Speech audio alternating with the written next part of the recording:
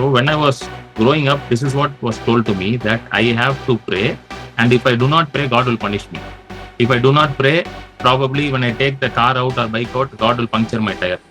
Even Paul has taught a lot about prayer. Pavul நிறைய ஜெபத்தை பத்தி சொல்லி கொடுத்திருக்காரு. Jesus has taught a lot about prayer. இயேசு நிறைய ஜெபத்தை பத்தி சொல்லி கொடுத்திருக்காரு. But there is no place where it says through prayer you become righteous. But there are places which says the prayer of the righteous availeth much. Why I pray? The reason I pray is because God is my source. Why I go to God in prayer is because He is my source and He is my only source.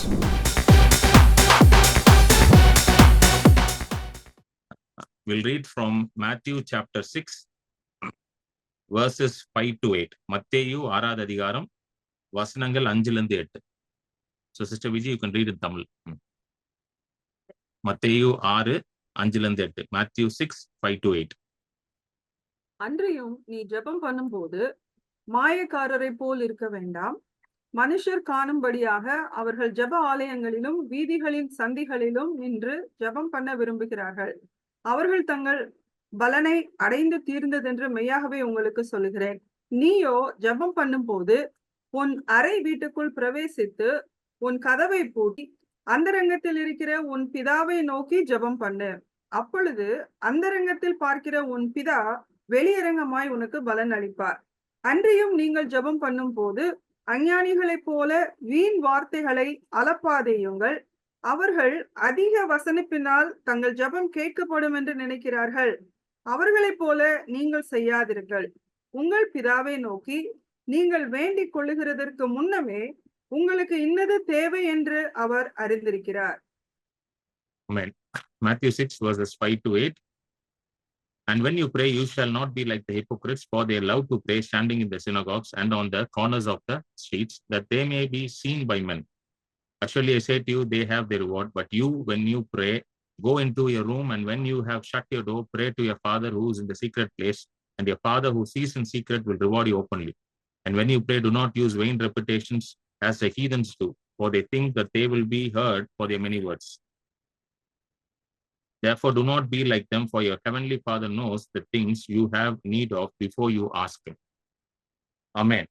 So for the past few weeks, we've been meditating on this truth called prayer. கடந்த சில வாரங்களாக வியாழக்கிழமையில ஜெபத்தை குறித்து நம்ம பார்த்து கொண்டிருக்கிறோம். So this is the third part of the prayer series. So இதுதான் 3வது பாகம், இந்த ஜெப சீரீஸோட 3வது பாகம். Amen. So in the series, what we are going to see today is that prayer is a way of experiencing God as the only source of your life. Amen.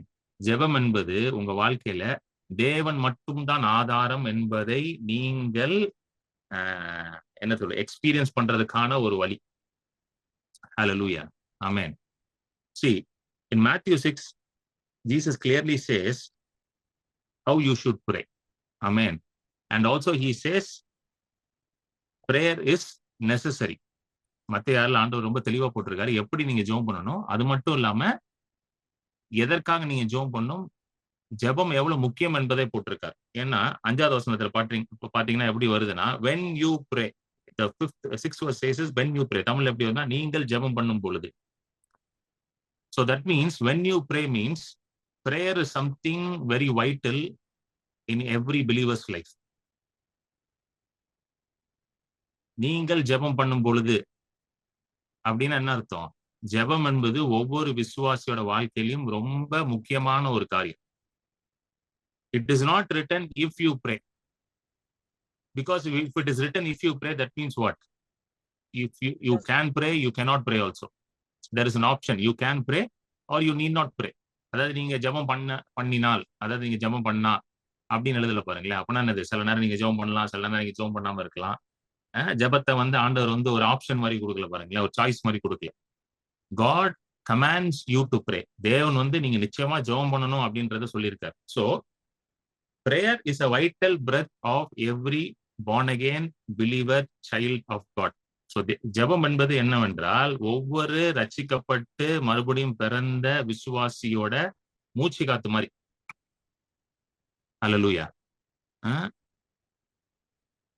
prayerlessness often leads to lack. இதை எழுதி வச்சுக்கோங்க. Write this down. prayerlessness often leads to lack.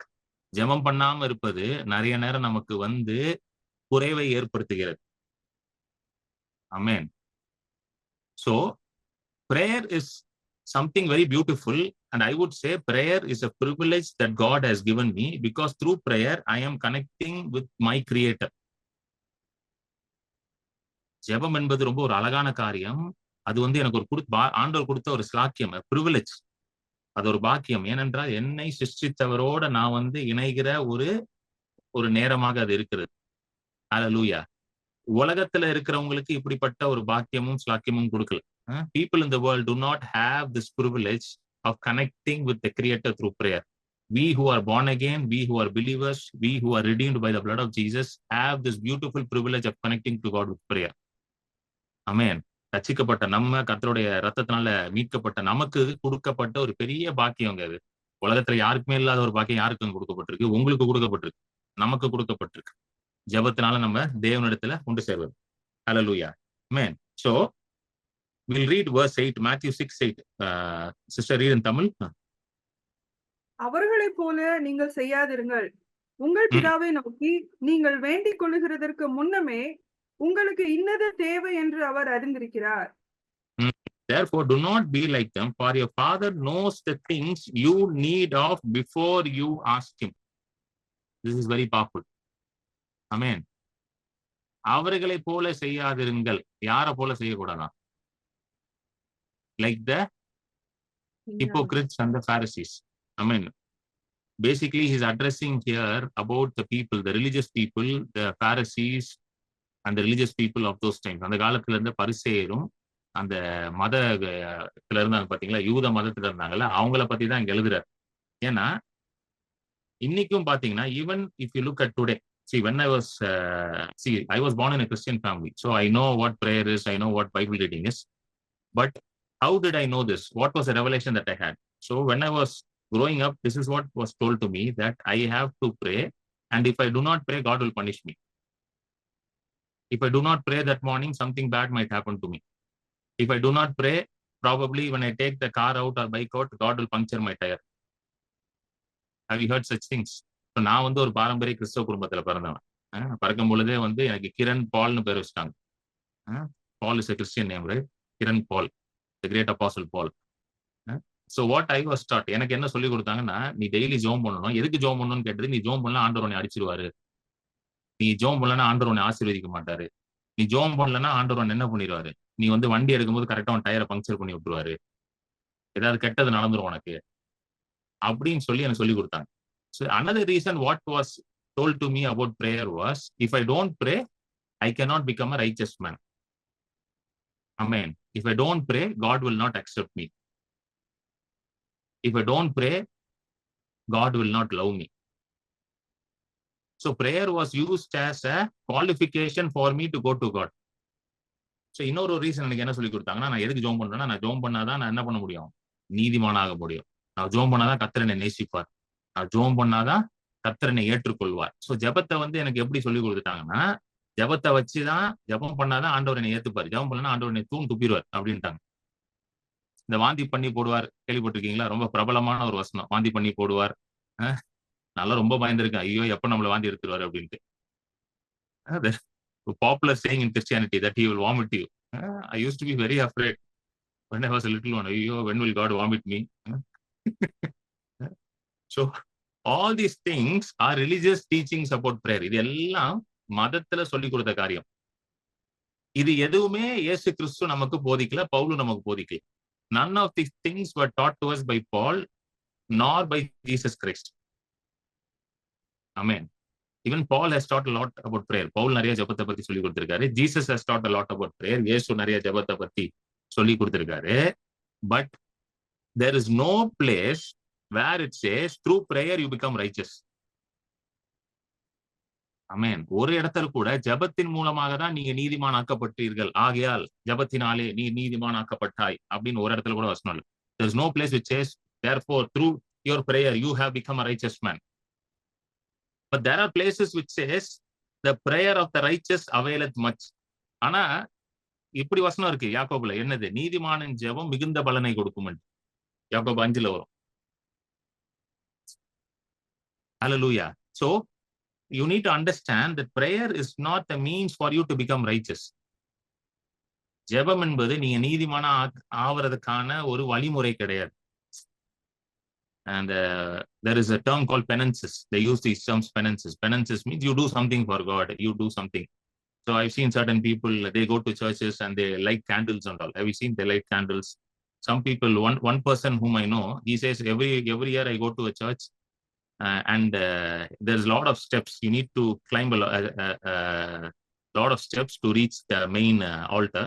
So he says he will take 2 candles, light the candles, and kneeling down, and he will walk on his knees, not on his legs, but he'll walk on his knees and climb the steps, it seems. Every year he will do it. Because he thinks by doing all these works, God will accept him.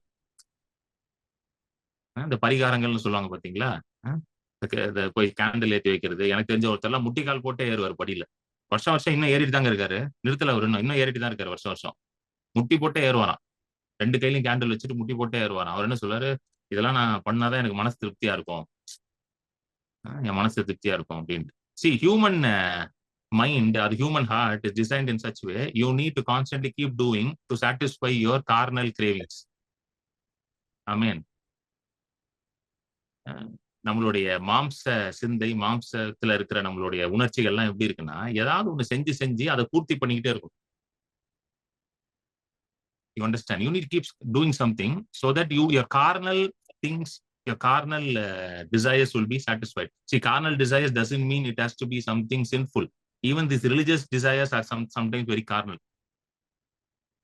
Doing all these penances, doing this, doing that, which Jesus never asked us to do. I mean, that's why here Jesus says, when you pray, you shall not be like the hypocrites. Matthew 6:5. For they love to pray standing in the synagogues and in the corner of the street, that they may be seen by men. Assuredly, I say to you, they have their reward. Sister, read that, Matthew 6:5. அன்றியும் நீ ஜெபம் பண்ணும்போது மாயக்காரரை போல் இருக்க வேண்டாம். மனுஷர் காணும்படியாக அவர்கள் ஜெப ஆலயங்களிலும் வீதிகளின் சந்திகளிலும் நின்று ஜெபம் பண்ண விரும்புகிறார்கள். அவர்கள் தங்கள் பலனை அடைந்து தீர்ந்ததென்று மெய்யாகவே உங்களுக்கு சொல்லுகிறேன். So Jesus was referring to the religious people of those times. Those people love to stand in the street corners and the places where people can see them, and they would raise their voice and start praying.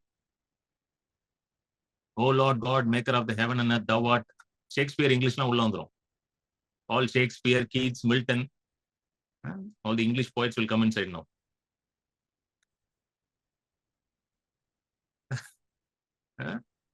எல்லாம் நின்று ஆண்டவரே பரலோகத்தை உண்டாக்கினவரே, தமிழ்ல சொல்லணும் எப்படி சொல்லணும்? திருவள்ளுவர், அவங்களாம் உள்ள வந்துருவாங்க. யாருக்கும் புரியாத மாதிரி என்ன பண்ணிடுவாங்க? ஜெபம் பண்ண ஆரம்பிச்சிருவாங்க. See, when I was growing up, sometimes people will ask me to pray, especially when youth gatherings and when we meet up for fellowship, people would ask me, can you pray? I would refuse to pray because I didn't know all these prayer languages. Thou art Lord, maker of the heaven and the earth. Thou shalt stretch out your hands. I didn't know these things properly, so I always refused to pray in common places, in public places. நான் வளரும்போது இந்த youth fellowship, இந்த gatherings எல்லாம் ஜோம் பண்ணும்போது நான் வந்து எப்படியாவது அந்த ஜபத்துல தப்பிக்கணும்னு ட்ரை பண்ணுவேன். ஏன்னா இந்த மாதிரி வார்த்தைகள்லாம் நமக்கு தெரியாது ஜோம் பண்றதுக்கு.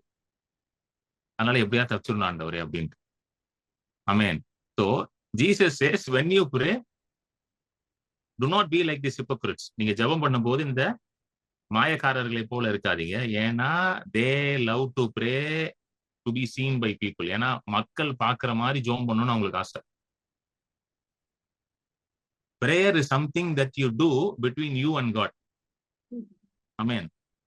Prayer is something, an intimate talk between you and God. ஜெபம் என்பது உங்களுக்கும் தேவனுக்கு இருக்கிற ஒரு இன்டிமேட் டாக். இன்டிமேட் டாக்னா தமிழ்ல எப்படி சொல்றது? ஒரு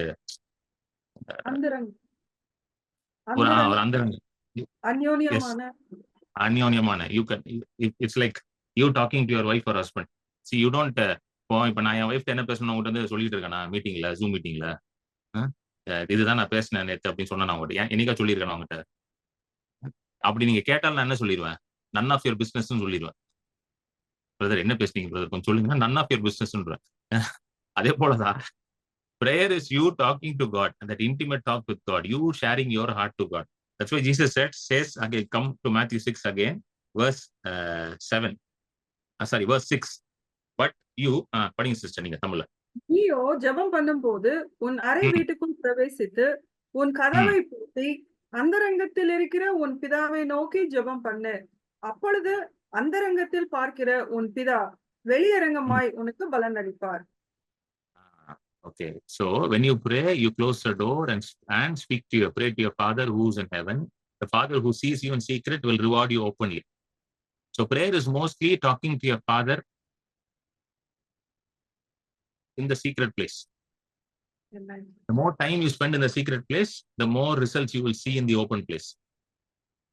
அந்தரங்கத்துல நீங்க எவ்வளவு நேரம் செலவு பண்றீங்களோ தேவனோட பிதாவோட, அதற்கு அதை விட அதிகமாக பலனை ஆண்டவர் எங்க கொடுப்பாராம்?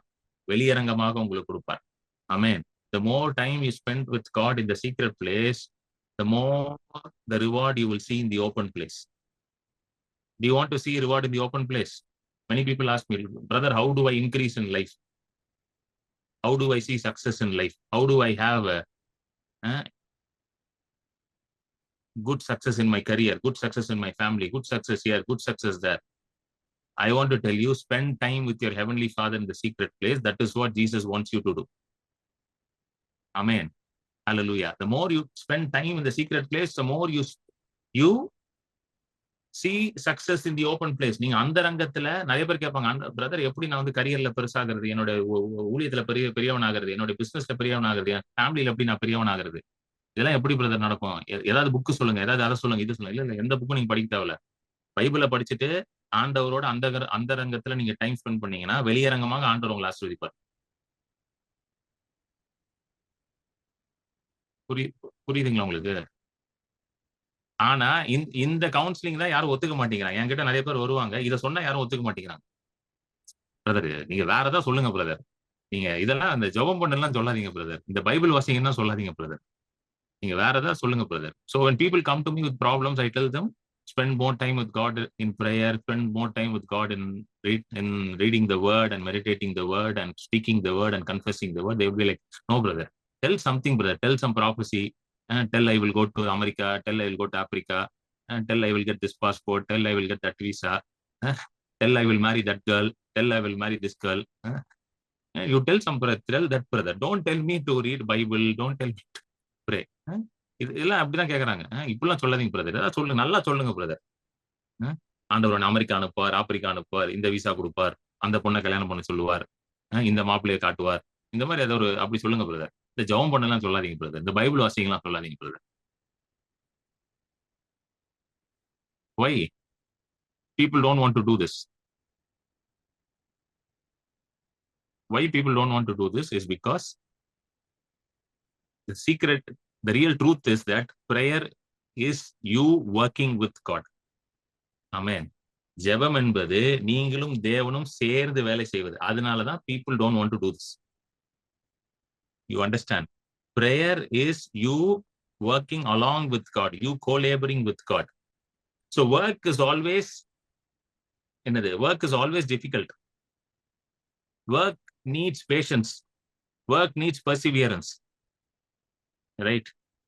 You need to be patient, you need to persevere, you need to wait, you need to discipline yourself when you're working. So prayer is also working along with God. You need to spend time in prayer with God.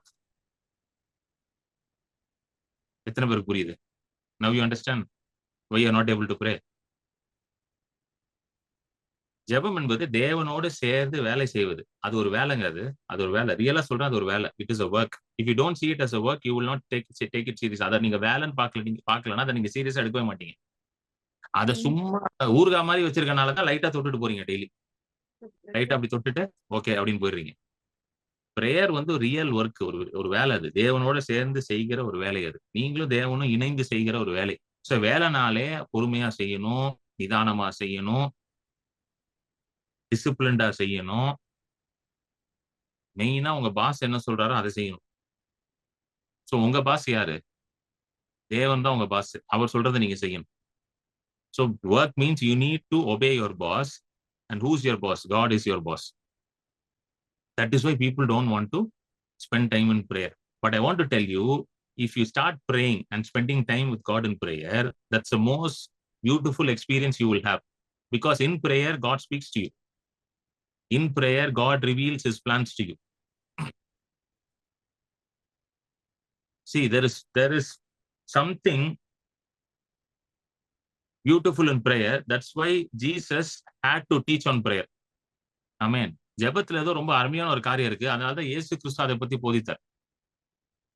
ஜெபத்துல ரொம்ப அருமையான ஒரு காரியம் இருக்கு. அதனால இயேசு கிறிஸ்து அதை செய்து நமக்கு காட்டினார். Not only it is beautiful and wonderful, but Jesus also demonstrated. He prayed. When Jesus was on this earth, he prayed. He prayed. Gospels record 38 times Jesus prayed. சுவிசேஷத்துல போட்டிருக்கு 38 தடவை என்ன பண்ணாரு? இயேசு ஜெபம் பண்ணார். Amen.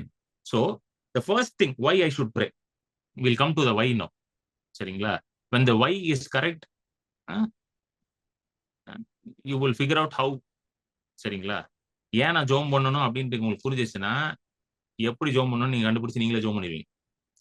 இந்த ஏன்ற தெரியாதனாலதான் ஜெபம் பண்ண வர மாட்டேங்குது. If you do not figure out the why, you will not figure out the how. Hallelujah. Amen. Listen carefully. Why I should pray first? Why I should pray? Because Jesus says in verse 8, therefore do not be like them, for your Father knows the things that you need of before you ask him. Sister, read in Tamil. அவர்களைப் போல நீங்கள் செய்யாதிருங்கள். உங்கள் பிதாவை நோக்கி நீங்கள் வேண்டிக் கொள்கிறதற்கு முன்னமே உங்களுக்கு இன்னது தேவை என்று அவர் அறிந்திருக்கிறார். That means எனக்கு என்ன தேவைன்றதை யார் அறிஞ்சிருக்காருங்க? பிதாதான் அறிஞ்சிருக்காரு.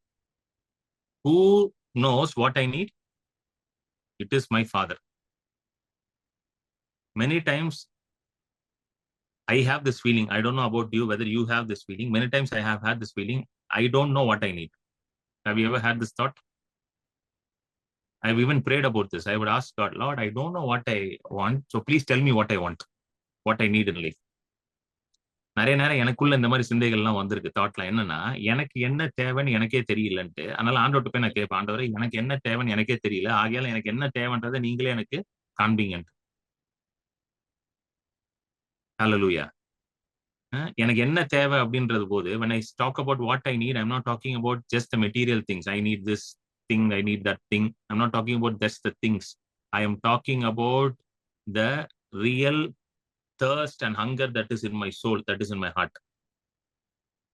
Amen. நான் எனக்கு என்ன தேவைன்னு சொல்லும் பொழுது வெறும் ஒரு பொருளை பற்றி மட்டும் சொல்லல. இந்த பொருள் வேணும், அந்த பொருள் வேணும், அதை மட்டும் பத்தி பேசல. ரியலாவே என்னுடைய ஆத்துமாக்கு, என்னுடைய இருதயத்துக்கு, என்னுடைய உள்ளான மனுஷனுக்கு என்ன தேவை, அதை பத்தி நான் பேசிட்டு இருக்கேன்.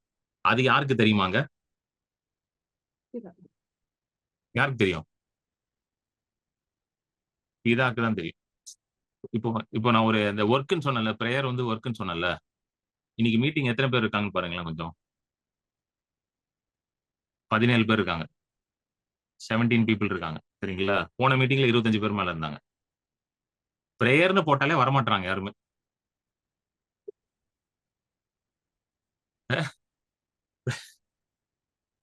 பிரேயர்னு போட்டாலே என்ன பண்ண மாட்டாங்க? வரமாட்டாங்க. இதே நான் டைட்டில் வந்து supernatural healing and prophetic meeting, apostle prophet J Kiran Paul, international minister of God அப்படின்னு போட்டோன்னு வச்சுக்கோங்களேன். நம்ம அட்மின் போடுறாரு, பிரேயிங் ஃபார் யூன்னு போட்டா வருவாங்களாம். அப்படின்னு போட்டா நம்ம எல்லாம் வந்துருவாங்களாம். That's why, see, நான் ஏற்கனவே சொல்லியிருந்தேன். I think I mentioned last meeting also, I think last week or week before. Prophecies are there, healings are there, everything is there. But God wants you to experience his fullness in your life. Amen. தீர்க்க தரிசனம் இருக்குது, சுகம் இருக்குது. ஆனா தேவன் தம்முடைய நிறைவை நீங்க வந்து பெற்றுக்கொண்டு அதுல வாழணும்னு நினைக்கிறார். The fullness of God is greater than all these things. The fullness of God includes all these things. Healing, prophecy, good family life, everything is inside the fullness of God. So God's will is that you experience that fullness so that you will be in that level where all these things are very natural for you. ஹalleluya. ஆண்டவர் வந்து அவர் நிறைவை நீங்க வந்து பெற்றுக்கொள்ள நினைக்கிறாரு. ஏன்னா once you start walking in the fullness, அவரோட நிறைவுல நீங்க நடக்கும் பொழுது இந்த ஹீலிங், ப்ராஃபெட்டிக் இதெல்லாம் எப்படி இருக்குங்க? நேச்சுரலா இருக்கும். You don't strive for healing. நீங்க வந்து சுகத்திற்காக அப்படியே போராடலாம் மாட்டீங்க. அது எப்படி சொல்றது? அது it's so beautiful. You won't fall sick. You won't fall sick வந்து எப்படி இருக்குங்க? நல்லா இருக்குல்ல? யூ ஒன்ட் நீங்க வியாதியே வராது உங்களுக்கு. இயேசு என்னைக்காவது ரொம்ப தலைவலிக்குது அப்படின்னாரா? ரொம்ப ரொம்ப டேய் பீட்டர், ஸ்ட்ராங்கா ஒரு காஃபி போட்டு வாடா, ரொம்ப தலைவலிக்குது எனக்கு. Peter, get me strong coffee man.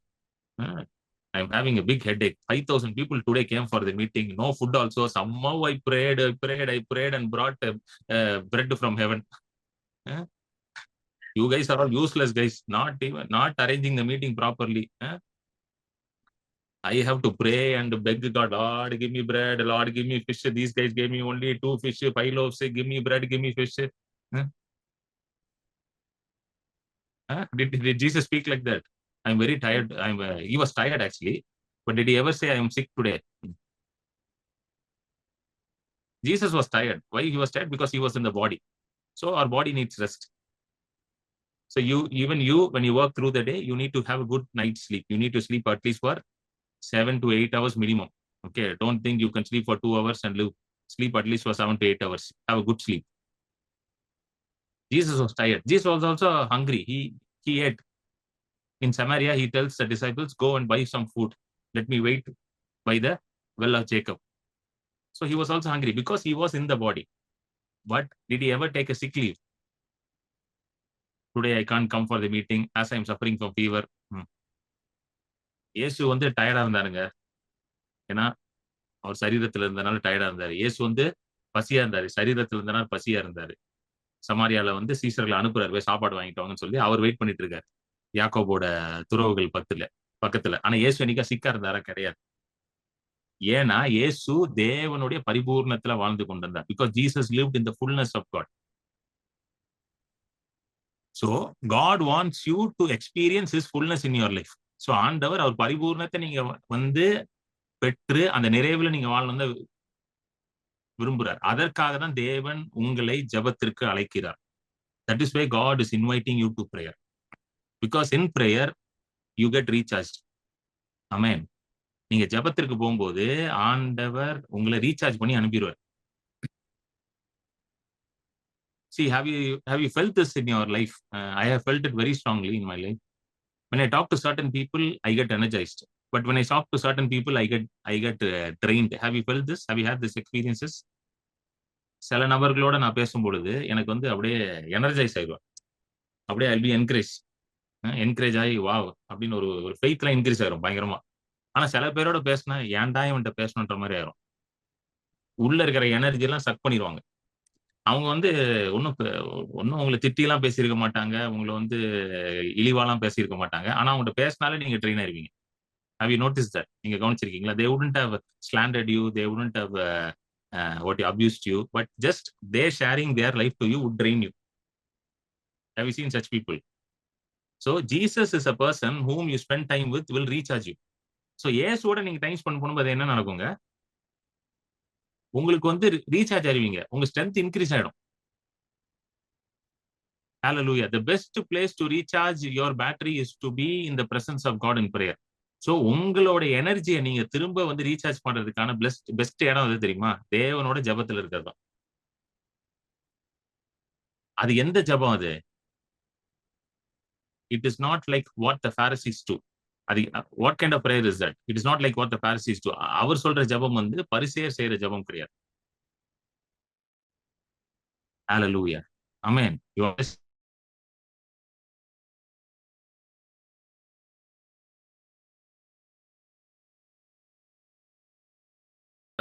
கேளு மாண்டவரே, கேளு மாண்டவரே, கேளு மாண்டவரே, கேளு மாண்டவரே, கேளு மாண்டவரே, கேளு மாண்டவரே, கேளு மாண்டவரே. சில பேர் பாத்துறீங்களா? கேளும் கேளும் கேளும்னே ஒரு 1/2 மணி நேரம் ஜோம் பண்ணிப்பாங்க. கேளும் கேளும் கேளும் ஆண்டவரே கேளும், மனம் இறங்கும் கேளும் ஆண்டவரே கேளும் பண்ண சொல்லி டயர்ட் ஆயிருவாங்க கடைசியில. ஐயோ ரொம்ப டயர்ட் ஆயிட்டேன் பிரதர். ஏன்னா அவங்க என்ன நினைச்சிட்டு இருக்காங்க, ஆண்டவர் கேட்க மாட்டாரு, நான் எப்படியாவது கத்தி கூப்பாடு போட்டு ஆண்டவரை கேட்க வச்சிடணும் அப்படின்னு. Because they think the more I shout, And the more I scream, God will hear my prayer. So they spend more time shouting and shouting and screaming that God should listen to my prayer. You know why you bow down your heads to pray? நீங்க ஏன் தலையை குனிஞ்சு ஜெபம் பண்றீங்க? See, whenever I tell you to pray, you bow down your heads, right? You bow down your heads like this. Shall we all bow down to pray? உடனே நம்ம எல்லாம் தலையை தாத்தி ஜெபம் பண்ணுவோம். ஏன் bow down பண்றீங்க தெரியுமா? Because he is living here inside.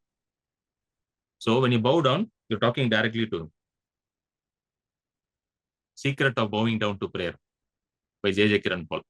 When you bow down, you're talking directly to him. எங்க இருக்கிறாரு? அவர் உங்க இருதயத்திலே வாசம் செய்து கொண்டிருக்கிறார். Where is he living? He is living in your heart. Paul says in Ephesians, Christ is living in your heart. So when you bow down to pray, you are talking directly to him. Amen.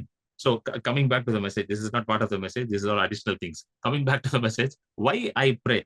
The reason I pray is because God is my source. நான் ஏன் ஜெபம் பண்றேன்னா, கர்த்தர் தான் என்னுடைய ஆதாரமாக இருக்கிறார். அதனாலதான் நான் அவர்கிட்ட போய் ஜெபம் பண்றேன். Why I go to God in prayer is because he is my source and he is my only source. நான் ஏன் தேவனிடத்துல போய் ஜெபத்துல தேவனிடத்துல போகிறேன் என்றால், அவர் மட்டும்தான் என்னுடைய ஆதாரமா இருக்கிறார். அவரே என்னுடைய ஆதாரமா இருக்கிறார். Amen. Come to Genesis chapter 1 verse 1. ஆதியாகமம் 1:1. இந்த வசனத்தை போடுங்க.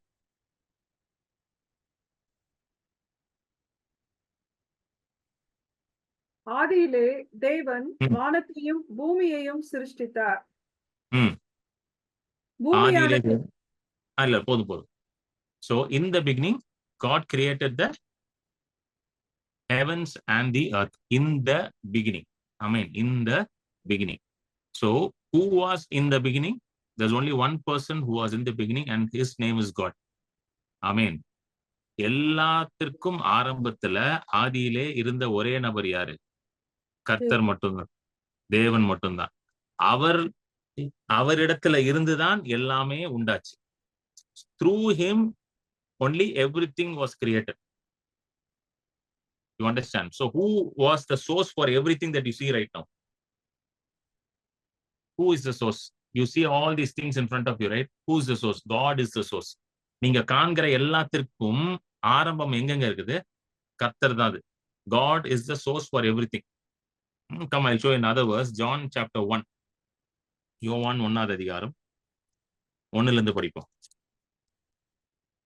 ஆதியிலே வார்த்தை இருந்தது, அந்த வார்த்தை தேவனிடத்தில் இருந்தது, அந்த வார்த்தை தேவனா இருந்தது. அவர் ஆதியில் தேவனோடு இருந்தார். சகலமும் அவர் மூலமாய் உண்டாயிற்று. உண்டானதொன்றும் அவராலே அல்லாமல் உண்டாகவில்லை.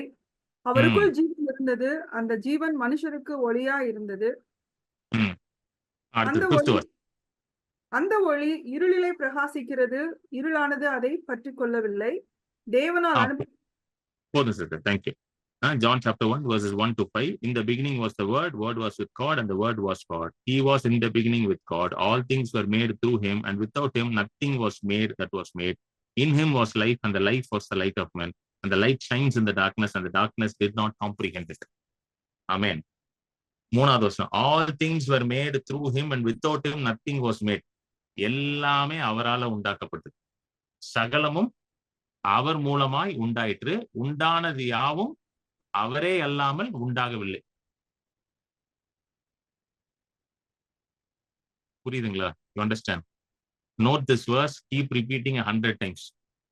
All things were made through him, and without him nothing was made that was made. சகலமும் அவர் மூலமாக உண்டாயிற்று. உண்டானதெல்லாம் அவரை அல்லாமல் உண்டாகவில்லை. அப்பனா whatever you see in front of you, what do you see in front of you? I see my house, I see books on my table, I see this laptop, I see this phone. Everything is made through him and for him. அவரை அல்லாமல் எதுவுமே உண்டாகலை. அப்பனா இது எல்லாத்துக்கும் உண்டாகிறதுக்கான காரணம் யாருங்க? யாரு? உங்க போன் வந்து சாம்சங்கா இருக்கலாம், சரிங்களா? ஆனா உண்டாக்குனவர் சாம்சங் கிடையாது. சாம்சங்கே உண்டாக்குனவர் யாரு? தேவன். இது கொஞ்சம் வந்து நீங்க யோசிக்கலாம். நீங்க என்ன இப்படிலாம் சொல்றாரு, ஆனா இது புரிஞ்சிருச்சுன்னா நீங்க பயப்பட மாட்டீங்க வாழ்க்கையில். See, you might be using a Samsung phone, but The creator of the Samsung phone is not Samsung. God is the creator of Samsung. And through God only, this phone was created and given to you. This is what it says. Everything was made through him, and without him, nothing was made that was made. Beautiful, eh? And without him, nothing was made that was made. See, we think only the sun, moon, the stars, and all the creations were made by God. That is why we are not able to believe God as our source. You understand why we are not able to believe God as our source? நாம என்ன நினைச்சிட்டு இருக்கோம்னா, வெறும் இந்த ஆகாயம், சந்திரன், சூரியன், அப்புறம் இந்த பூமி, மண்ணு, செடி, கொடி, இந்த ஆடு, மாடு, அப்புறம் என் வீட்டுல இருக்கிற குட்டி நாய், இதெல்லாம் தான் கர்த்தர் உண்டாக்குனாரு. மிச்சதெல்லாம் நம்ம தான் உண்டாக்கிக்கணும் போல, எப்படியாவது கஷ்டப்பட்டு உண்டாக்கணும் போல அப்படின்னு யார் நினைச்சுக்கிட்டு இருக்கோம்? நம்ம நினைச்சுக்கிட்டு இருக்கோம். கரெக்டா இல்லையாங்க? அதனாலதான் கர்த்தரின் ஆதாரம் என்பது புரியவில்லை. See, வாங்களேன், I'll show you why we are not able to believe God as our source. Come to Genesis chapter 3. Genesis chapter 3, verses 17, 18, 19. பின்பு அவர் ஆதாமை நோக்கி, நீ உன் மனைவியின் வார்த்தைக்கு செவி கொடுத்து புசிக்க வேண்டாம் என்று நான் உனக்கு விலக்கின விருட்சத்தின் கனியை புசித்தபடியினாலே பூமி உன் நிமித்தம் சபிக்கப்பட்டிருக்கும். நீ உயிரோடு இருக்கும் நாளெல்லாம் வருத்தத்தோட அதன் பலனை புசிப்பாய். அது உனக்கு முள்ளும் குறுக்கும் உழைப்பிக்கும். வெளியின் பயிர் வகைகளை புசிப்பாய். நீ பூமியிலிருந்து எட்டப்பட்டபடியால் நீ பூமிக்கு திரும்ப மட்டும் உன் முகத்தின் வேர்வையால் ஆகாரம் புசிப்பாய். நீ மண்ணா இருக்கிறாய், மண்ணுக்கு திரும்புவாய் என்றார். Verse 17. Genesis 3, verse 17. Then to Adam he said, because you have heeded the voice of your wife and have eaten from the tree of which I have commanded you, saying, you shall not eat of it. Cursed is the ground for your sake. In toil you shall eat of it all the days of your life. But thorns and thistles it shall bring forth for you, and you shall eat the herb of the field. In the sweat of your face you shall eat bread till you return to the ground, for out of it you were taken, for dust you are, and to dust you shall return. The whole of Christianity strongly believes these three verses, including me for a very long time. முழு கிறிஸ்துவமே இந்த மூணு வசனத்தை ரொம்ப அதிகமாக ஸ்ட்ராங்கா believe பண்ணாங்க. என்னையும் சேர்த்துதான், நானும் ரொம்ப வருஷமா தான் பிலீவ் பண்றேன். என்ன சொல்லுவாங்க? என்ன பிரதர் கொண்டு வந்தோம், என்ன பிரதர் கொண்டு போறோம், மண்ணில இருந்து வந்தோம், மண்ணுக்கே போவோம். பாத்திருக்கீங்களா? What brother did we bring? What brother are we taking? From dust we came, from dust we go. இன்னொன்னு என்னன்னு சொல்லுவாங்கன்னா, என்னதான் நம்ம பண்ணாலும் பிரதர், முள்ளையும் குறுக்கியும் தான் பிரதர் அது விளைவிக்கும். பாத்திருக்கீங்களா?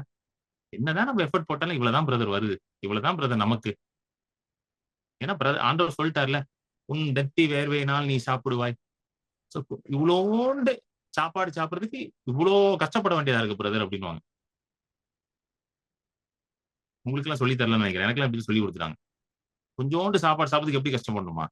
ரொம்ப கஷ்டப்பட்டு அந்த கொஞ்சம் சாப்பாடை கஷ்டப்பட்டு எடுத்துட்டு வந்து ஒளிச்சு வச்சு சாப்பிடணும். நெத்தி வேர்வையினால நீ என்ன சாப்பிடணும்? வேற வழியே இல்லை. நீ என்னதான் பண்ணாலும் அது என்ன பண்ணும்? முள்ளும் குறுக்கும் விளைவிக்கும். ரொம்ப ஸ்ட்ராங்கா சொல்லி கொடுத்தாங்க எனக்கெல்லாம். Whatever you put, thorns and thistles it shall bring forth, and by the sweat of your face you shall eat bread all the days of your life. So what I was thinking was, whatever I do, it will bring only thorns and thistles. So what happened when people of God started believing this lie? I will prove to you that this is a lie. Okay, இது பொய்ன்றதை நான் prove பண்ணி காட்டுறேன். What happened when people of God started believing this lie? They did not see God's favor working, because even if God wanted to bless them, they were saying, no, through the sweat of my face I shall eat. You don't have to give me anything. Through the sweat of my face I shall eat. Whatever I put, only thorns and thistles will come. So they could not experience God's favor in their life. Because of these three verses, people of God lost God's favor. இந்த மூன்று வசனத்தை வச்சதுனால தேவனுடைய தயவை இழந்து போனாங்க. ஏன்னா அவங்க என்ன நினைச்சிட்டாங்க? நெற்றி வேர்வைனால நான் கஷ்டப்பட்டு நான் சாப்பிட்டுக்கிறேன், ஆண்டவர்லாம் எனக்கு எதுவும் செய்ய வேண்டாம், நான் கஷ்டப்பட்டு நான் சாப்பிட்டுக்கிறேன். எனக்கெல்லாம் அப்படியே தான் சொல்லி கொடுத்தாங்க. எனக்கெல்லாம் எனக்கு இப்படியே தான் லிட்டரலா சொல்லி கொடுத்தாங்க. நான் பொய்லாம் சொல்லல. நான் பிரசங்கம் பண்ற பாதி என் வாழ்க்கையில இருக்கிறத தான் பிரசங்கம் பண்ணிட்டு இருக்கேன். நான் ப்ரிப்பேர் பண்ணி பண்றதோட நான் என் உள்ள இருக்கிறத பிரசங்கம் பண்றதுக்கு அவ்வளவு இருக்குது எனக்கு. நீங்க நினைக்கிறீங்களா நிறைய ப்ரிப்பேர் பண்ணி வச்சு பேசிட்டு இருக்காரு கிரண் பால்ன்ட்டு? உள்ளேயே ப்ரிப்பேர்டா இருக்குது எல்லாம். எனக்கு கிறிஸ்டியன் குடும்பத்துல வளர்ந்துட்டேன் பாருங்களேன். 40 வருஷம் நிறைய உள்ள போட்டாங்க தூக்கி. அதை எடுத்து பிரசங்கம் பண்ணாலே போதும் போல. எனக்கெல்லாம் எப்படி எங்க அம்மா சொல்லி கொடுத்தாங்க, நீ கஷ்டப்பட்டு வேலை பண்ணாதான்ப்பா. கர்த்தர்லாம் ஒண்ணும் செய்ய மாட்டார். நீ கஷ்டப்பட்டு வேலை செய்யணும். கர்த்தர் அப்படி இருப்பார். அவ்வளவுதான். சரி, எதுக்கு இருப்பான்னு தெரியலையா? எதுக்கு இருப்பாரு? வேலைக்கு முதல் நாள் போகும்போது ஜெபம் பண்றதுக்கு இருப்பாரு உனக்கு. அ அப்புறம் வேற எதுக்கு இருப்பாரு? இந்த வீட்டுக்கு பால் காய்க்கும் போது இருப்பாரு கூட. இந்த புது வீடு கட்டினா பால் காய்ப்பாங்கல்ல. அதுக்கு இருப்பாரு கூட. இப்படியே சொல்லிக் குடுத்துட்டாங்க. நீ தான்ப்பா கஷ்டப்பட்டு பண்ணணும். அவர்லாம் ஒண்ணும் செய்ய மாட்டாருப்பா. There is a popular saying. என்ன சொல்லுவாங்க தெரியுமா? கேள்விப்பட்டிருக்கீங்களா? You do the best, God will do the rest. Can you tell me from which book of the Bible that verse is? Where is that verse written? Can you find and tell me? யாரும் தேடிட்டு இருக்காதீங்க. பைபிளே கிடையாது அது. சரிங்களா? You do your best, God will do the rest is not in the Bible. It is a lie Where is written by a man. அது மனுஷனால எழுதப்பட்ட ஒரு பொய். Revelation chapter 30.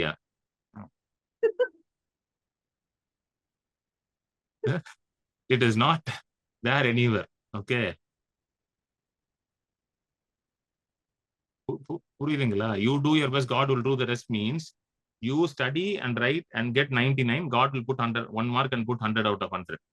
See, that doesn't mean I'm not telling you not to study. Okay. I'm telling you have to study, you have to work. Listen carefully. I'm going to give you a very powerful truth. Okay. God is your source. Did Adam, listen carefully. Okay. Did Adam work to eat? Can someone answer this question? Did Adam work to eat? I want someone to answer this.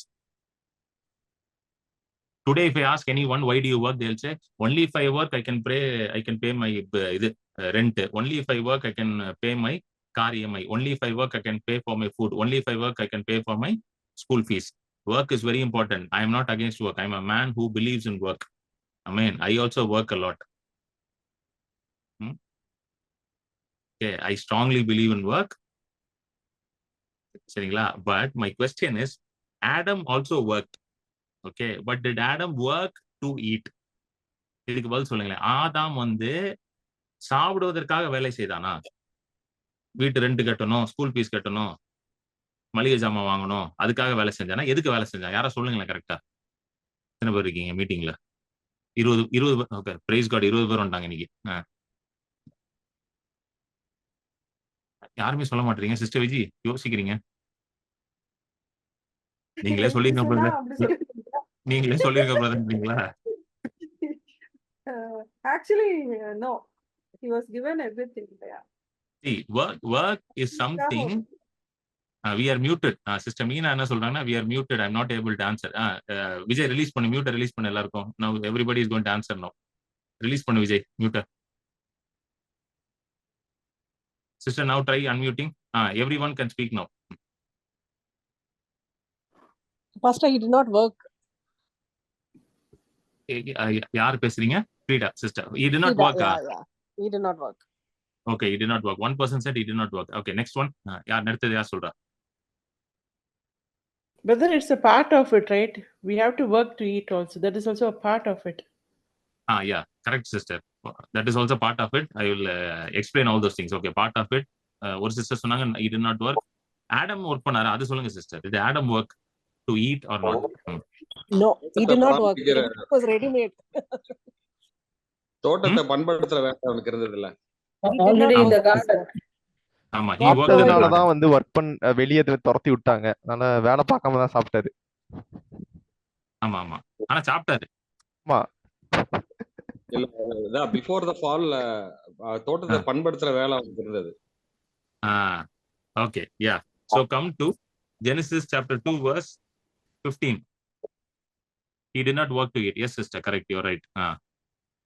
தேவனாகிய Sister. கர்த்தர் மனுஷனை Eden தோட்டத்தில் அழைத்து கொண்டு வந்து அதை பண்படுத்தவும் காக்கவும் வைத்தார். Okay.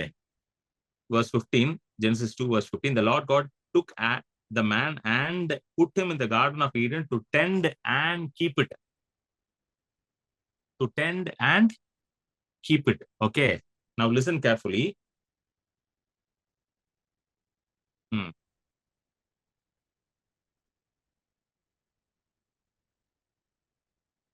Next, verse 16.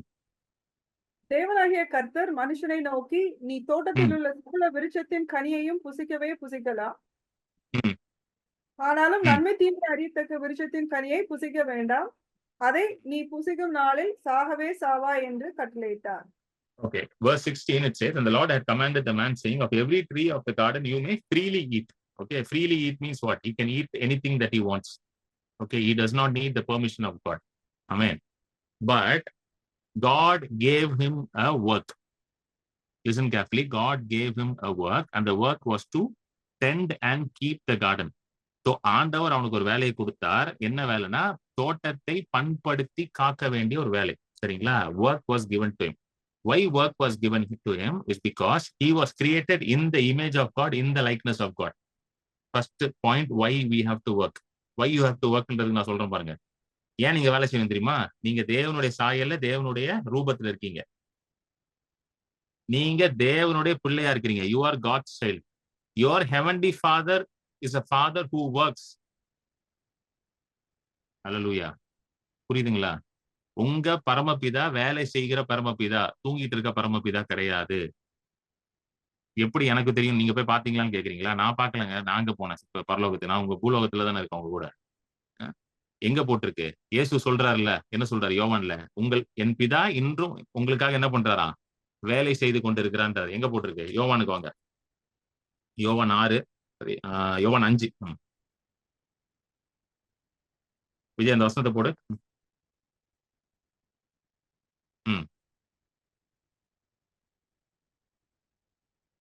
யோவான் 5:17.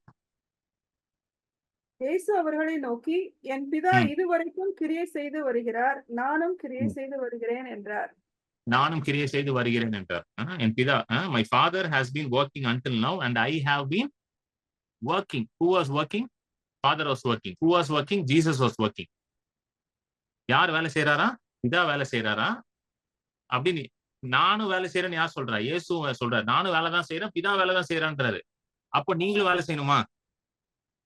சொல்லுங்க, நீங்க வேலை செய்யணுமா? Yes, you have to work. போன வாரம் நான் பேசினேன், ஞாபகம் இருக்கா? there is no retirement for children of God. there is no retirement. Write, take a big paper, write I don't retire அப்படின்னு எழுதி ஒட்டிருங்க உங்க வீட்டுல பெருசா. ஒட்டிட்டு யோவான் 5:17 கீழே எழுதிருங்க. என் பிதா வேலை செய்கிறார், இயேசு வேலை செய்கிறார் போட்டு கீழே ஒரு லைன் ஆட் பண்ணிக்கோங்க. நானும் வேலை செய்வேன் அப்படின்னு எழுதிருங்க. டெய்லி பாத்துக்கிட்டே இருங்க. டெய்லி பாருங்க, அதை பேசிக்கிட்டே இருங்க. Take a big piece of paper and write I don't retire and the next line write John 5:17, my father works till now, Jesus works till now and I also work. And write and put it on your bedroom or living room, wherever you can see it, look at it, read it, put it in your heart, confess it. You are called to work till your last breath on this earth. Don't think about retirement. Retirement is an idea of the enemy. Retire ஆகணும் brother, சீக்கிரம் அதுக்கு காசு சேர்த்து வச்சுட்டு இருக்கேன் brother அப்படின்றது வந்து எங்கிருந்து வந்த ஐடியாங்க? அது பிசாசு கிட்ட இருந்து வந்த ஐடியா. இந்த ரிட்டையர் ஆகணும், இதெல்லாம் பிசாசு கொடுக்குற idea. Don't plan for retire. இந்த kingdom there is no retire. If you want to be a son in the kingdom, தேவனுடைய ராஜ்யத்துல ஒரு புத்திரனா இருக்கணும்னா ரிட்டையர்மெண்ட் கிடையாது. எழுதி வச்சுக்கோங்க. இல்ல பிரதர், புத்திரன்லாம் வேணாம் பிரதர், நான் ராஜ்யத்துக்கு வெளியிலேயே வாசல்லே படுத்துக்கிறேன் அப்படின்னா retire ஆகிக்கலாம். If you're serious about the things of God, you cannot retire. நீங்க தேவனுடைய காரியத்தை குறித்து ரொம்ப சீரியஸா இருக்கிறேன் அப்படின்னா ரிட்டையர் ஆகிறதுக்கு சான்ஸே இல்லை. ஏன்னா அவ்வளவு இருக்குது தேவனுடைய ராஜ்யத்துல செய்யறதுக்கு. அது தெரியுமா உங்களுக்கு?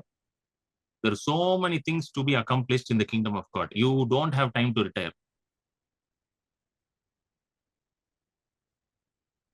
நான் ஒரு நாள் ஹாஸ்பிட்டல் விசிட் போனேன்னா வீட்டுக்கு வந்து ஒரு நாள் ஹாஸ்பிட்டலுக்குள்ள போனேன்.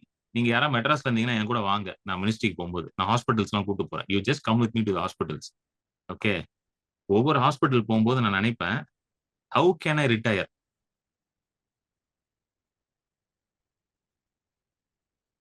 ஏன்னா hospitals are all overflowing with patients. There is nobody to give them health. There's nobody to give them healing. There's nobody to treat them. ஒவ்வொரு ஹாஸ்பிட்டலும் நிரம்பி வளைஞ்சுக்கிட்டு இருக்கு. யாருமே அவங்களுக்கு சுக பார்க்கறதுக்கு யாருமே இல்லை. இந்த வியாதியிலிருந்து விடுதலையாக்கிறதுக்கு யாருமே இல்லை.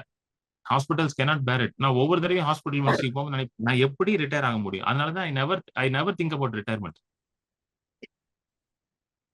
நான்லாம் வந்து I come from a family where my father, mother, everybody retired. They worked in the government, so they all retired at the age of 58, 60. எனக்கு I thank God this kind of mindset went out of me. இந்த மனநிலை என்னை விட்டு வெளியே போனது நான் நன்றி செலுத்துகிறேன். இல்லைன்னு வச்சுக்கோங்களேன், இப்ப நான் ரிட்டையர்மெண்ட் மைண்ட் செட்ல இருந்தா இப்ப நான் எப்படி யோசிச்சுட்டு இருப்பேன்னு நினைக்கிறீங்க? ஐயோ, இன்னொரு 18-20 வருஷம் நான் ரிட்டையர் ஆகணும், அதுக்குள்ள நான் என்ன பண்ணலாம் சொல்லி பாதி அந்த கவலையிலேயே இருப்பேன். பாத்திருக்கீங்களா? People, as soon as they become 40, they cross 40, they'll start worrying. And the world gives a title for that, midlife crisis. Have you seen that? Midlife crisis. Midlife crisis is once you reach 40, you'll start worrying about your life. Oh my God, 40 years I have lost. Next to 40 years, what I'm going to do? Midlife crisis means what? Enna theriyuma? They will regret about the 40 years that they have lived, regretting that they will lose the next 40 years. புரியுதுங்களா? 40 வருஷம் ஒண்ணுமே பண்ணாம போயிட்டேங்க. 40 வருஷம் waste பண்ணிட்டேன். 20 வயசுல இது பண்ணிருக்கணும், 30 வயசுல அது பண்ணிருக்கணும், 35 வயசுல இது பண்ணிருக்கணும்னு வருத்தப்பட்டு அடுத்த 40 வயசையும் விட்டுருவாங்க. அப்படியே 80 வயசாயிரம் முடிஞ்சு போச்சு கதை. அல்லேலூயா ஆமேன் போட்டு பெட்டியில இறக்கிடுவாங்க. மண்ணுல இருந்து வந்தாய் மண்ணுக்கு போனாய் அப்படின்றாங்க. இதுக்கு பேர் தான் என்னது? இதுக்கு வந்து உலகத்துல ஒரு டேர்ம் வச்சிருக்காங்க, mid life crisis. Where you start thinking about your life when you hit 40 and regret it for the next 40 years. Say, no midlife crisis for me. No midlife. No midlife crisis for me. I am filled with the life of God. Amen. I am filled with the life of God. I have the abundant life inside of me. Hallelujah. இதுதான் வந்து ஆண்டவரோட பிள்ளைகளுடைய நிஜம். So, ஆதாம் வேலை செய்தான், ஏனென்றால் கர்த்தர் வேலை செய்தார். கர்த்தர் 7 நாள் வேலை செஞ்சாருங்க. பூமியை உண்டாக்க வேலை செஞ்சாரா இல்லையா? கர்த்தர் ஓய்வு எடுத்தான்னு போட்டிருக்குல்ல. 6 நாள் வேலை செஞ்சு 7ஆவது நாள் ஓய்வு எடுத்தார். God worked for 6 days and rested on the 7th day. The whole, see, right now we are enjoying this weekend off. It is because of our God only. We have to be at least thankful for that. யோசிச்சு பாருங்க, if God did not give the Bible, these people in the world would have made us work for 7 days. This whole concept of weekend came from where? From the Bible. Now you understand how God is your source. ஒரு போதகர் சொன்னார், இப்படியே சொன்னார் ஒரு preacher, ஆண்டவர் 6 நாள் வேலை செய்து 7ஆவது நாள் ரெஸ்ட் எடுக்கலன்னா நமக்கு வீக்கெண்ட் இல்லாம போயிருக்கோம் அப்படின்ட்டு. Today we would not have enjoyed our weekends. I have to thank God every day. Lord, I thank you that you worked for 6 days and you rested on the 7th day. Now I thank you that Sunday I get a holiday.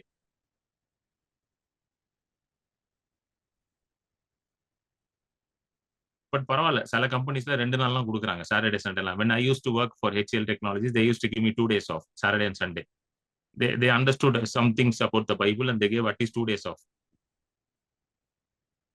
Hallelujah. So Adam was designed to work. Amen. Man was designed to work. You are designed to work. I am designed to work. So ஆதாமை தேவன் வேலை செய்வதற்காகவே உண்டாக்கினார். அவனுடைய டிசைன்லயே அது இருக்குது, அவனுடைய பீயிங்லயே அது இருக்குது, அவனுடைய டிஎன்ஏல அது இருக்குது. அவனை உருவாக்குனதே அவன் வேலை செய்யணும்ன்ற மாதிரி தான் உருவாக்கி இருக்கிறார். என்ன எதுக்கு எப்படி உருவாக்குனார்? கிரண் பால் வேலை செய்யணும், நீங்க வேலை செய்யணும் தான் உருவாக்கி இருக்கிறார். சோ வேலை செய்வது என்ன, எதை குறிக்கிறதா? நீங்க தேவனுடைய பிள்ளை என்பதற்கு ஒரு அடையாளமே நீங்க வேலை செய்யறதுதான். One of the signs that you are a child of God is because you work.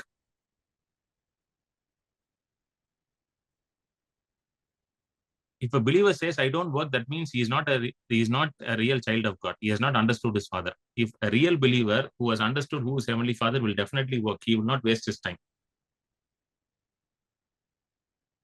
He will be productive.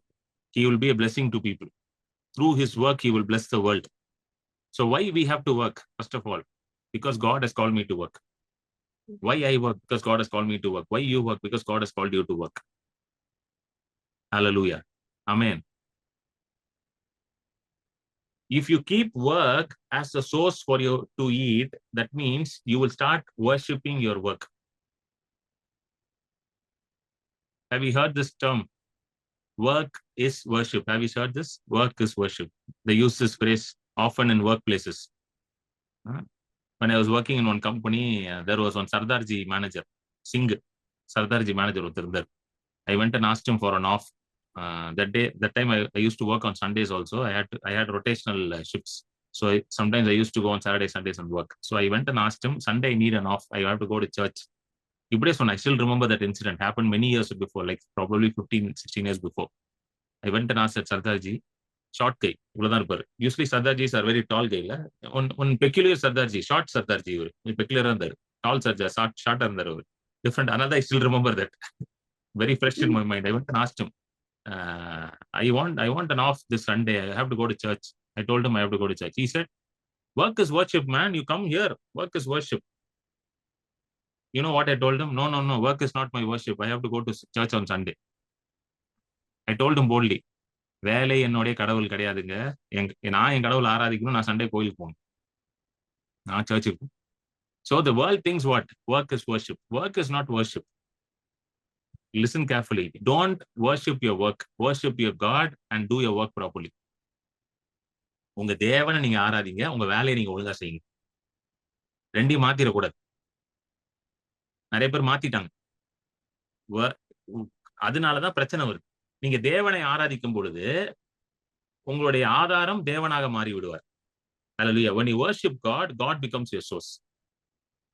Hallelujah. When you worship God, God becomes your source. Your work does not become your source. Your work cannot be your source. Why your work cannot be your source? Listen carefully. Come back to John chapter 1. And the verse now, John chapter 1. Where's that verse? Everything was made through him. Verse 3. சகலமும் அவர் மூலமாய் உண்டாயிற்று. உண்டானதொன்றும் அவராலே இல்லாமல் உண்டாகவில்லை. All things were made through him, and without him nothing was made that was made. That means everything was made by God, and God is the source for everything. Amen. ஆண்டவர் தான் எல்லாத்தையும் உண்டாக்குறாரு. ஆண்டவர் தான் எல்லாத்துக்கும் ஆதாரமாக இருக்கிறார். ஹல்லேலூயா. அப்பனா உங்களையும் உண்டாக்கினவர் கர்த்தர் தான். அப்போ உங்களுடைய ஜீவனுக்கும் யார் ஆதாரமாக இருக்க வேண்டும்?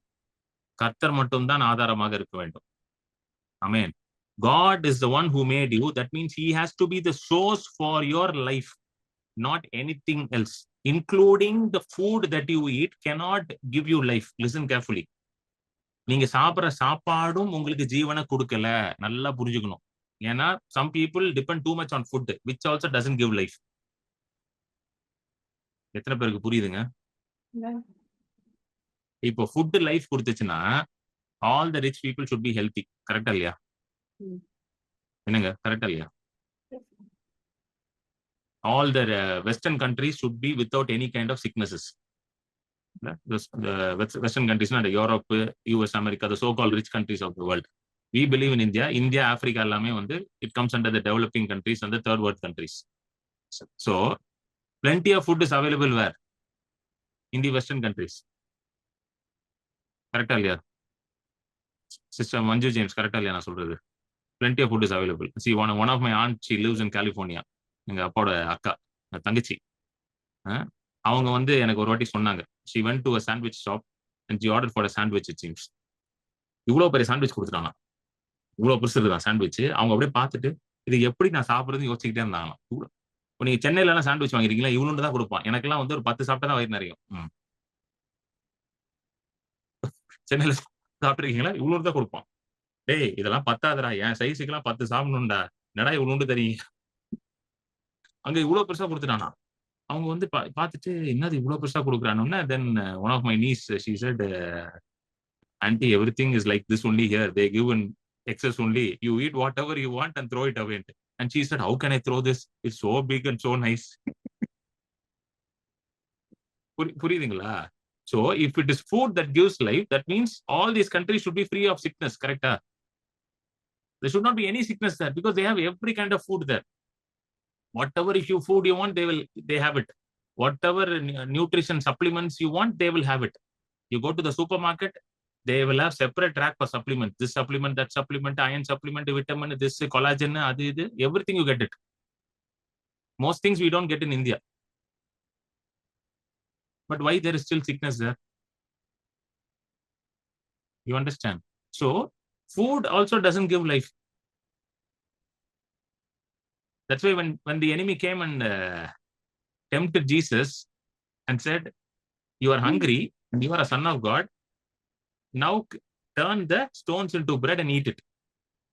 So the enemy was right. He said, you are hungry and you are the son of God also. Did the enemy say something wrong? Did he lie to God? Sister, it's on your screen. Read that verse. அப்பொழுது பிசாசு அவரை நோக்கி, நீர் தேவனுடைய குமாரனே ஆனால் இந்த கல் அப்பமாகும்படி சொல்லும் என்றான். தேவனுடைய குமாரனே ஆனால், if you are the son of God, the enemy was right that he was the son of God. The enemy was right on target. He said, you are the son of God. He didn't say, are you the son of God? He didn't doubt his. He said, you are the son of God, man. Now eat. Turn it into bread and eat it. If I was the son of God, what would I have done? Hey, I know I'm the son of God. Let me create this entire wilderness into a burger house. Let me create this entire wilderness into a sandwich. So எல்லா கல்லும் sandwich ஆயிருக்கும், எல்லா கல்லும் burger ஆயிருக்கும். நான் இருந்தா பண்ணிருப்பேன்னு நினைக்கிறேன். எல்லாமே ஸ்டேக் ஆயிருக்கும், எல்லாம் ஹாட் ஸ்டேக், நல்லா சூப்பரா இருந்திருக்கும். எல்லாமே ஸ்டேக் எல்லாம் கிடையாது. That doesn't give you life. That's why Jesus said, man shall not live by bread alone. Hallelujah. If you are working for bread, bread does not give you life. என்ன brother இப்படி சொல்லிட்டீங்க? 3 வேளை சாப்பிடணும்ல brother, அதுக்கு தானே வேலைக்கு போறேனா? நான் சொல்லலைங்க, இயேசு சொல்றார். What brother you are saying like this? I should eat 3 times a day. And evening also I have to have tea and all. What you are saying that I should not go to work? I am not saying this. Jesus is saying, man shall not live by bread alone. That means having all the best food on my table does not give me life. Hallelujah. That does not mean God does not also want you not to eat anything அப்படின்னு சொல்றாரா? எதுவும் சாப்பிடாதுன்னு சொல்றாரு ஆண்டவர்? அப்படின்னு சொல்லல ஆண்டவர். ஆண்டவர் என்ன சொல்றாருன்னா, don't put your trust on the perishable things. அழிந்து போற அப்பத்தின் மேல உங்களுடைய நம்பிக்கையை வைக்காதேன்றார். வாங்க, அது எங்க இருக்கு? யோவான் 6, John 6க்கு வாங்க. John 6. I've taught extensively on John 6. I think about two years before on that. I will start a new teaching on that. யோவான் 6ல இருந்து நான் நிறைய பேசியிருக்கேன், 2 வருஷத்துக்கு முன்பதாகலாம். திரும்ப அதை பேசுறேன். யோவான் 6ல பாத்தீங்கன்னா அங்கதான் 5 அப்போ 2 மீனை வந்து பெருக்கிறாரு. John 6 he multiplies bread and fish. People eat to the full and 12 baskets remain. Lavish feast. Everything that they wanted was there. Bread, fish, everything was there. People were all so happy that God treated them well. Everybody testified that day, I came to this meeting and Jesus gave us good food. And we also packed some food in our lunch boxes and took it home. So next day also we were able to eat that. என்னங்க, அப்படிதான் இருந்திருக்கும்னு நினைக்கிறேன். நான் கொஞ்சம் extra மீன் எடுத்து எல்லாம் உள்ள பையில சொருகிருப்பானுங்க. கொஞ்சம் மீன் எடுத்து உள்ள போடு, நாளைக்கு போய் வீட்டுல சாப்பிட்டுக்கலாம் அப்படின்னு. So such a lavish meal, sumptuous meal Jesus provided to them. The same Jesus, see what he talks the next day. Come to verse 25, John 6:25. கடலின் அக்கறையிலே அவர்கள் அவரை கண்டபோது, ரபி, நீர் எப்பொழுது இவ்விடம் வந்தீர் என்று கேட்டார்கள். இயேசு அவர்களுக்கு பிரதியுத்தரமாக, நீங்கள் அற்புதங்களை கண்டதினால் அல்ல, நீங்கள் அப்பம் புசித்து திருப்தியானதினாலேயே என்னை தேடுகிறீர்கள் என்று மெய்யாகவே உங்களுக்கு சொல்கிறேன். So all these people had good food the previous day. The next day they came searching for him again. Okay. But you cannot trick Jesus. See, for example, I conduct a meeting. You all came to the meeting and you enjoyed the food. And next day also you're coming. I'll be very happy. Oh, super. They are all coming for my meeting. Thank God. Praise God. Everybody's coming for my meeting. But you can't fool Jesus. You can fool Kiran Paul, but you can't fool Jesus. Because I am just a human being, no? I'll be thinking, பரவாயில்ல எல்லாரையும் meeting போறாங்க அப்படின்ட்டு அப்படின்னு நான் நினைச்சுப்பேன். ஆனா Jesus வந்து ஏமாத்த முடியல அவனுக்கும். ஜீசஸ் கண்டுபிடிச்சா, டேய் நீ எதுக்கு வரேன்னு தெரியும். நேற்று நல்லா பிரியாணி சாப்பிட்டு திருப்பி அதே பிரியாணி கடைக்கு வந்தானே வந்திருக்க மட்டன் பிரியாணி சாப்பிடலான்ட்டு. Jesus knew the intention of their heart. He said, Moshe said, I say to you, you seek me not because of the signs, but because of you, of you ate of the loaves and were filled. And see what Jesus says, verse 27. அழிந்து போகிற போஜனத்திற்காக அல்ல, நித்திய ஜீவன் வரைக்கும் நிலை நிற்கிற போஜனத்திற்காகவே கிரியை நடப்பியுங்கள். அதை மனுஷகுமாரன் உங்களுக்கு கொடுப்பார். அவரை பிதாவாகிய தேவன் முத்திரித்திருக்கிறார் என்றார். Do not labor for the, verse 27, John 6:20. Do not labor for the food which perishes. Which is the food which perishes? The biryani that I ate this afternoon is the food that perishes. You understand? The sambar that you ate this afternoon is the food that perishes. For people in a different time zone, the food that you're going to eat this afternoon is the food that perishes. Because we are in a different time zone. Some people are going to eat lunch next.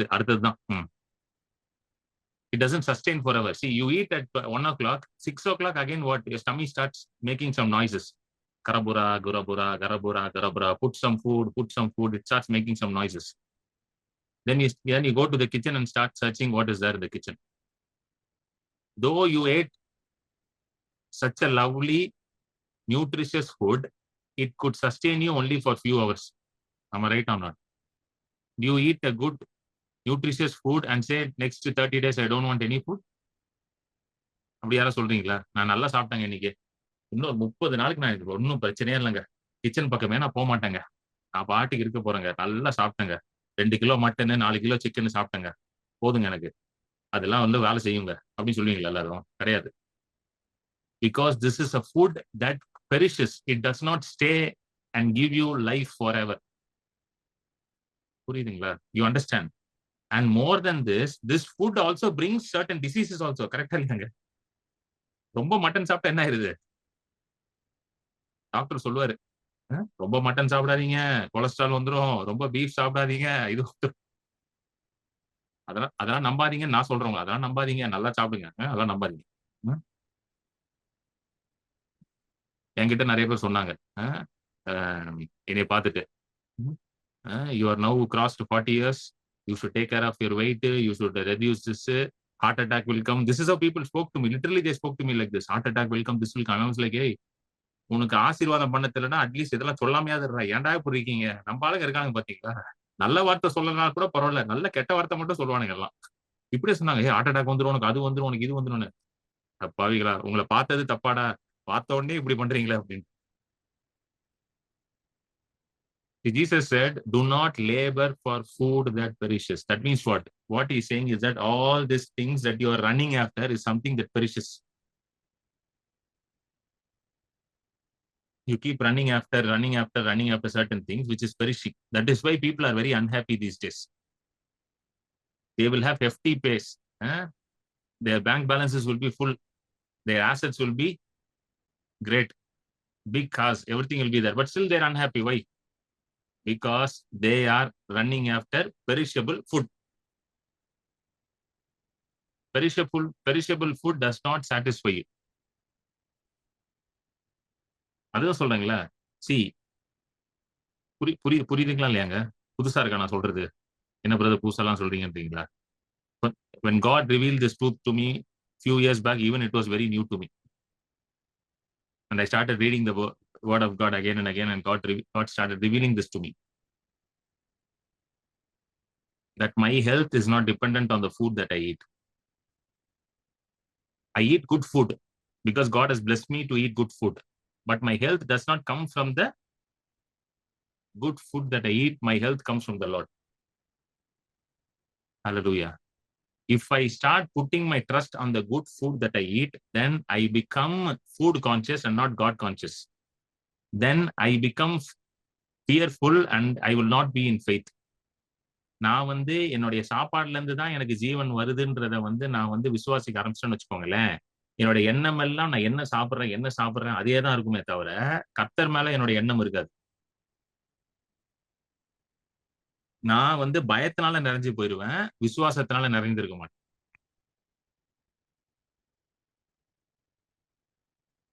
ஹல்லேலூயா. புரியுதுங்களா? You understand? See, God is my witness. I can boldly say, I never get sore throat. Okay, I never get sore throat. I hardly fall sick. It's been I can't remember the last time I felt sick. Okay, even if I not feeling well, it will be probably maximum 2 a day. I will rebuke it and I will do something opposite to it and I will come out of it. You understand? புரியுதுங்களா உங்களுக்கு? So கொஞ்சம் தொண்டை கரகரன்னு வச்சுக்கோங்களேன், so throat மாதிரி இருந்துச்சுன்னா, most people what we would do, we will drink hot water. நானே திரும்ப பண்ணுவோம், I will drink cold water that time. Because I will say, body you listen to me, I don't listen to you. Body you listen to me, I am a son of God, you better listen to me, I don't listen to you. அப்பதான் இப்போ என்ன பண்ணுவேன், ஃப்ரிட்ஜில் போய் ஃப்ரீசர்ல போய் கொஞ்சம் தண்ணி வச்சு எடுத்து நல்லா குடிச்சிட்டு நீ பண்ணு அப்படின்னு, நான் சொல்றதை செய்யுங்க, நீ சொல்றதை நான் செய்ய மாட்டேன்.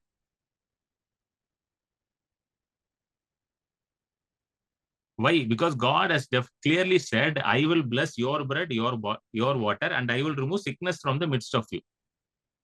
Amen. So who is the source of my health? God is the source of my health. I eat good food. I discipline my body. I don't eat at என்ன சொல்றது, unwanted, like what? Junk foods. I don't eat junk foods.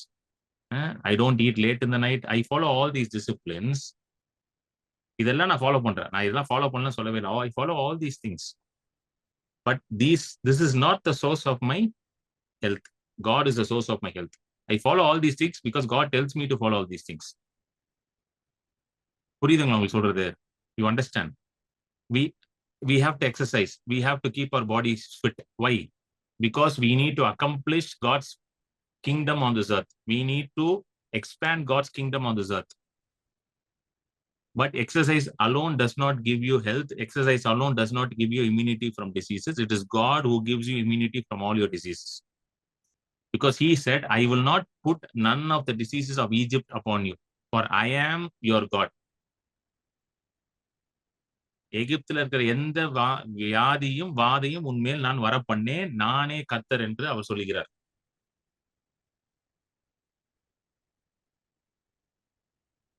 How many of you understand this? He is your source. Your work is not your source. Amen. Your work is something you do because God has called you to do. You work. Why you work? Because God has called me to work. Why I work as a minister of God? Because God has called me to work as a minister of God. Why you are called as to work as a teacher? Because God has called you as a teacher. Why you are called to do a work as an IT professional? Because God has called you to be an IT professional. God has given you the talent. God has given you that skills. God has given you that ability to do that. But who is your source? God is your source. That work cannot be a source. Work cannot be a source because your very being was created by God. This whole body was created by God. Your spirit was created by God. Everything in you is created by God. So only God can sustain you. Your work cannot sustain you. Your food cannot sustain you. Only your creator can sustain you.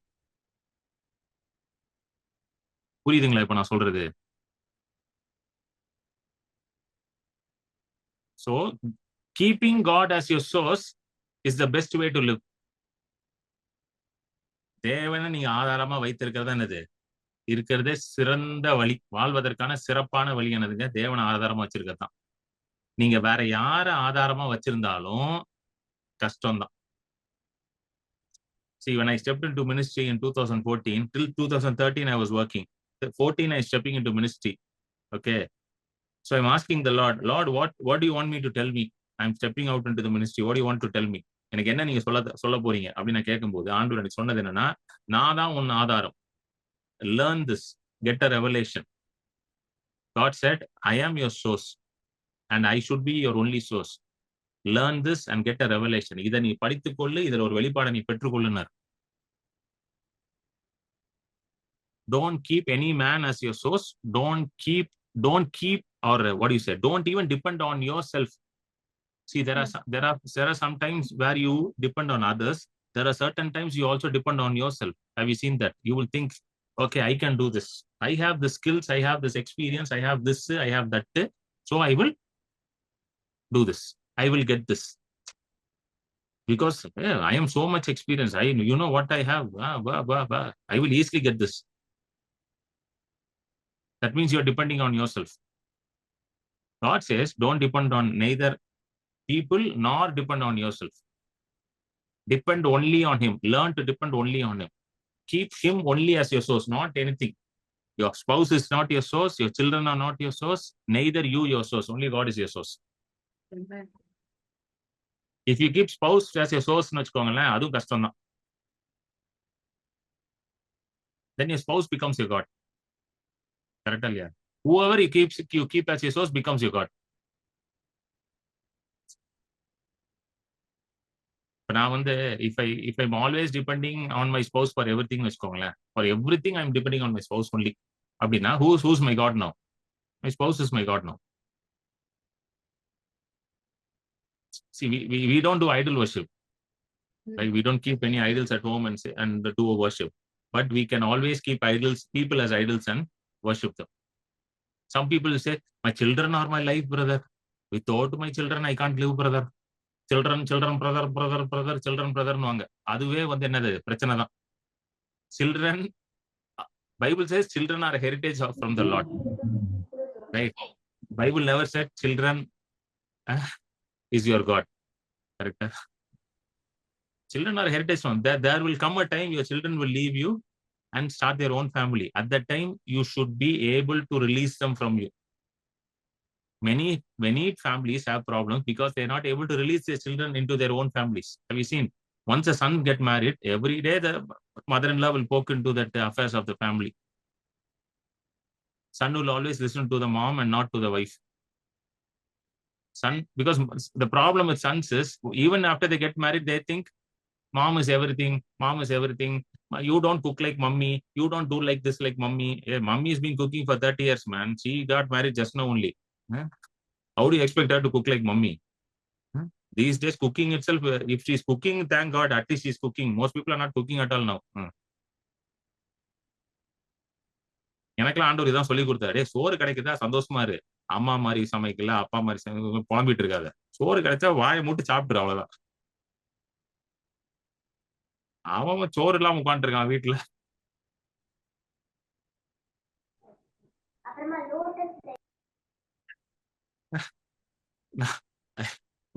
சோறுன்னு சொல்லும் போது I still remember when I was working, I was newly married at that time. Yeah.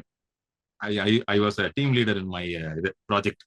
So I had few people in my team, like 4-5 guys were there. அதுல there was one girl in my team. So நாங்க லஞ்சுக்குலாம் when we used to sit and eat, I will have a tiffin box, 3-4 இது இருக்கும், layers இருக்கும். So my wife will put rice, sambar, everything over இதுல இருக்கும்.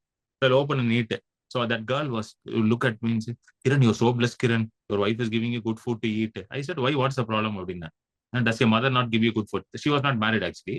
Your mother also gives good food, no? So what's the problem?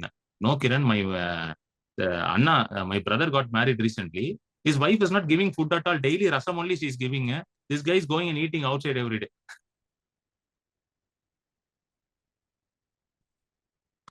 புரியுதுங்களா? Then only I realized how blessed I am. At least I'm getting good food to office.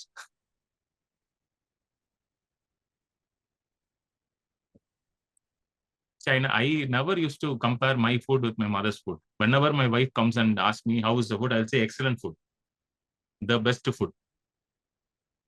She will say, you are not telling any feedback. You are always telling good only. I say, this is for me. This is good. What's your problem? You give me, I will eat it.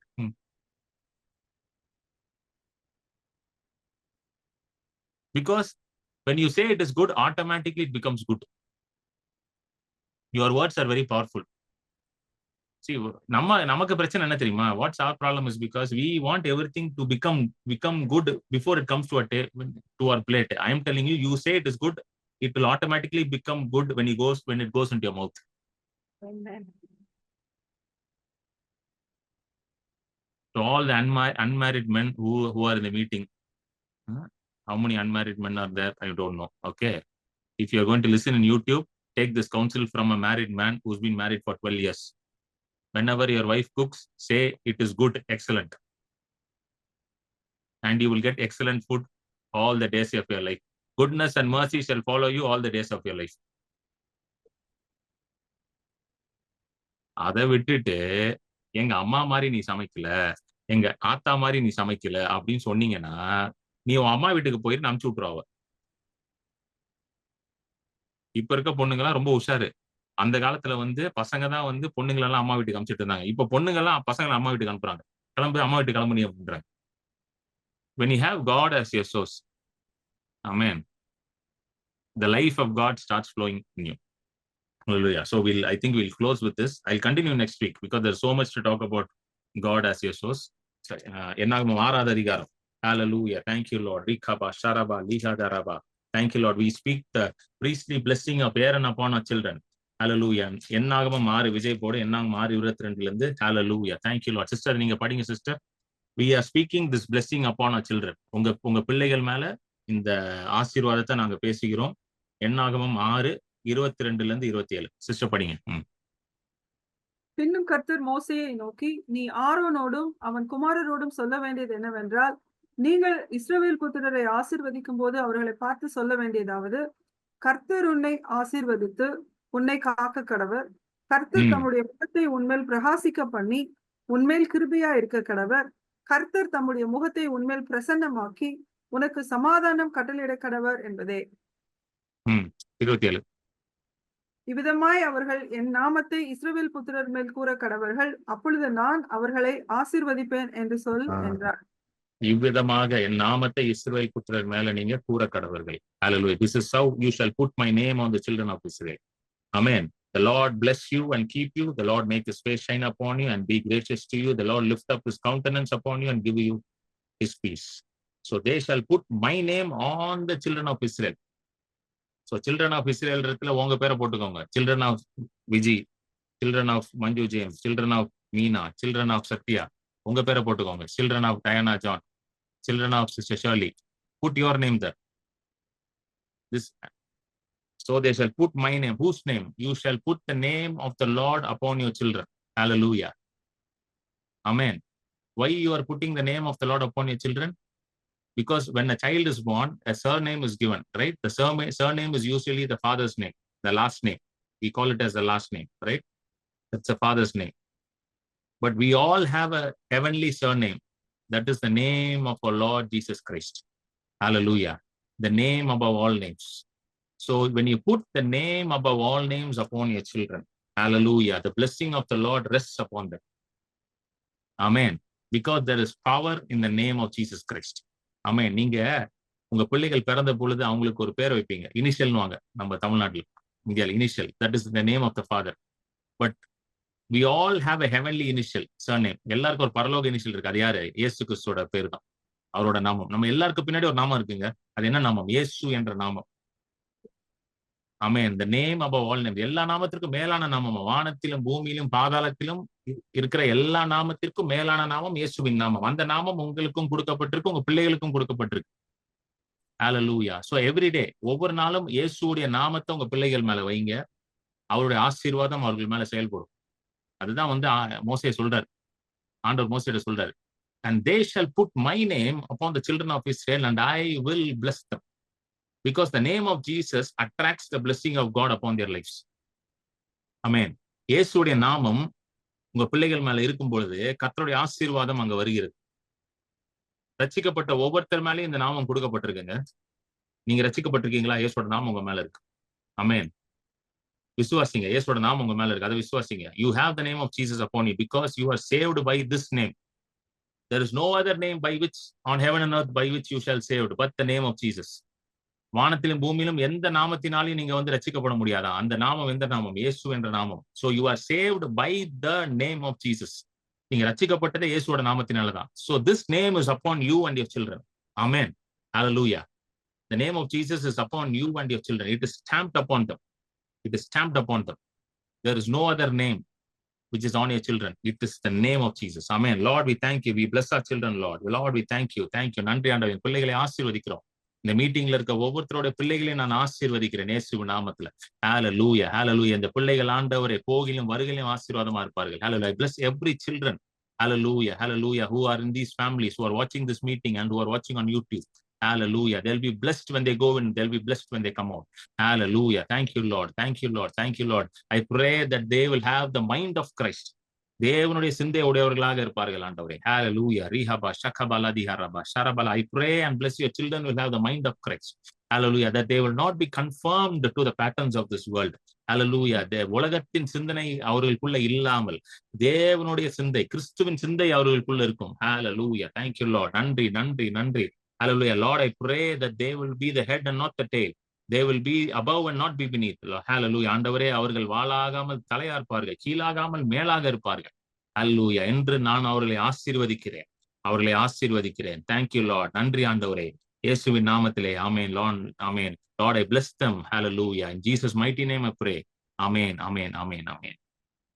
Amen. God bless you. Thank you so much for joining. So it's time to give to the Lord. So if you want to bless my ministry, you can see the details on the screen. கர்த்தருக்காக காணிக்கை கொடுக்கிற நேரம், என்னுடைய ஊழியத்தை நீங்க ஆசீர்வதிக்க விரும்பினால் இந்த டீடைல்ஸை யூஸ் பண்ணி நீங்க கொடுக்கலாம். ஸ்கிரீன்ல இருக்குது என்னோட account number and Google Pay number இருக்கு. என்னோட phone number, Google Pay, WhatsApp எல்லாம் ஒரே நம்பர் தான். 9884160264. இதை யூஸ் பண்ணி கொடுக்கலாம்.